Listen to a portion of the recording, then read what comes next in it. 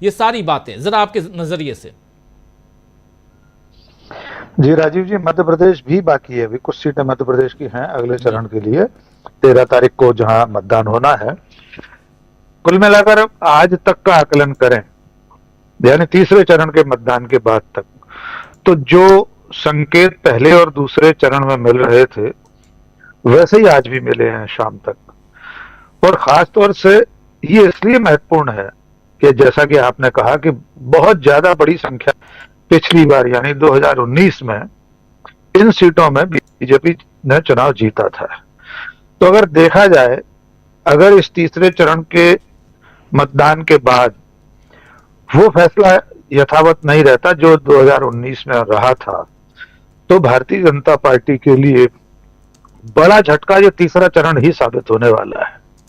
क्योंकि पहले और दूसरे चरण में अनुपात ऐसा नहीं था जैसा इस चरण में है, 93 में से 70-71 खुद बीजेपी की, बाकी सहयोगी दलों की।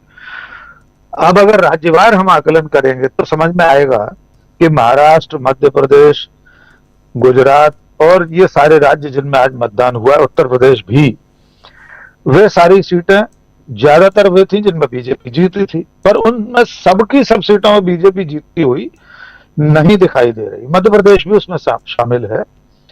अगर ये ट्रेंड बना रहा तो अगले 4 चरण अभी बाकी हैं। आज की तारीख में ही लग रहा है कि नरेंद्र मोदी और बीजेपी के लिए सरकार बनाना हर चरण के साथ मुश्किल होता जा रहा है। ये मुश्किल उन्हें खुद भी मालूम हो चुकी है। इसलिए अब नरेंद्र मोदी जी उस स्तर पर उतर आए जिसकी कोई कल्पना नहीं कर सकता कि देश का प्रधानमंत्री ऐसा भी कह सकता है। आज धार मध्य प्रदेश में राजीव जी उन्होंने कह दिया है कि कांग्रेस क्रिकेट टीम का चयन भी धर्म के आधार पर करवाएगी। अकल्पनीय है ऐसी बात कि देश का निर्वाचित प्रधानमंत्री ऐसी कपोल कल्पना की बात कहे। इस देश में क्रिकेट टीम तो आजादी से पहले से बन रही थी और आजादी के बाद किसी ने सोचा ही नहीं। हिंदुस्तान की टीम में हिंदू, मुस्लिम, सिख, ईसाई। दूसरी बात उन्होंने उससे भी आगे कह दी है कि इससे अगर यही सब करना था तो 1947 में ही इस देश को मिटा देना चाहिए था। अर्थात देश का प्रधानमंत्री सारे विवेक, तथ्य, सच्चाई सबको छोड़कर ऐसी बातें करने लगे हैं कि जो उनकी हताशा को बताने वाली है। जी। अब अगर आप राज्यवार इसका आकलन करेंगे तो उत्तर प्रदेश को ही हम एक मॉडल मान लेते हैं। वहां जिस तरह पिछले 2 या 3 दिनों में राजपूतों और यादवों के बीच में खाई खोदने की कोशिश की गई, जिस तरह से अखिलेश यादव के कहने के बाद महाराणा प्रताप की मूर्ति, फिर मंदिर, वहां पर धुलाई की गई, जिस तरह से पवित्र किया गया उसे, वो ये सब बताता है कि अब धर्म के बाद जाति की खाई बांटकर किसी तरह से वोट बटोरने की कोशिश भारतीय जनता पार्टी कर रही है, लेकिन उसमें भी सफल होती नहीं दिख रही। उसका हर दांव उल्टा पड़ रहा है, हर दांव बूमरैंग कर रहा है राजीव जी। यादवों के खिलाफ जो कुछ उत्तर प्रदेश में किया उसका दुष्परिणाम बिहार और मध्य प्रदेश में उसको आज भी भुगतना पड़ा होगा। आज गुना की सीट पर मतदान था, वहां यादव बड़ी संख्या में है। पिछली बार भी एक यादव ने ही चुनाव हराया था ज्योतिरादित्य सिंधिया को। इस बार भी एक यादव सिंधिया के खिलाफ है कांग्रेस का प्रत्याशी। तो मुझे ऐसा लग रहा है कि अगर 3 चरणों के आधार पर आज हम इस डेडलाइन को मानकर चलें तो मुझे लग रहा है अगले 4 चरणों में बीजेपी की मुसीबत और बढ़ने वाली है। जी राज, रोल और भी अहम हो जाता है, उस पर आपकी क्या प्रतिक्रिया है?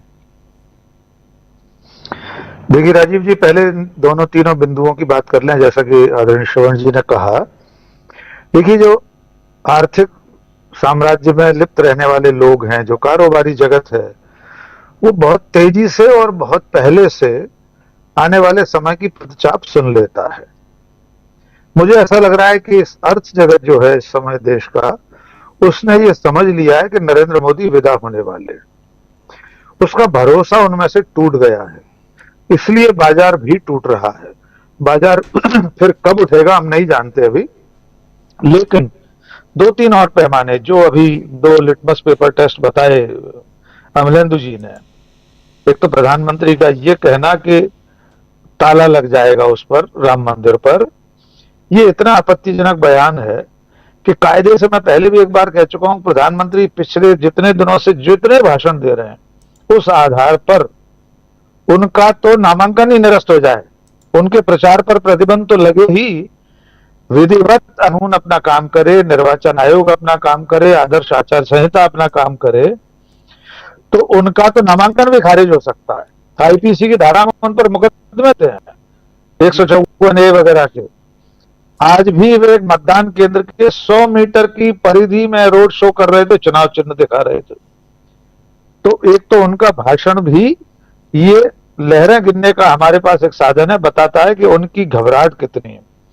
हरियाणा में जो कुछ हुआ वो भी एक संकेत है, क्योंकि हिंदी भारत में अगर ये हो रहा है, इस तरफ अगर हो रहा है, उत्तर भारत में, हरियाणा में निर्दलीय विधायक हैं, उन पर अभी ऐसा कोई दल बदल कानून लागू होगा नहीं, इसलिए वे सीधे भी पार्टी में शामिल नहीं हुए हैं कांग्रेस में, लेकिन ऐलानिया उन्होंने कहा है कि कांग्रेस का प्रचार करेंगे।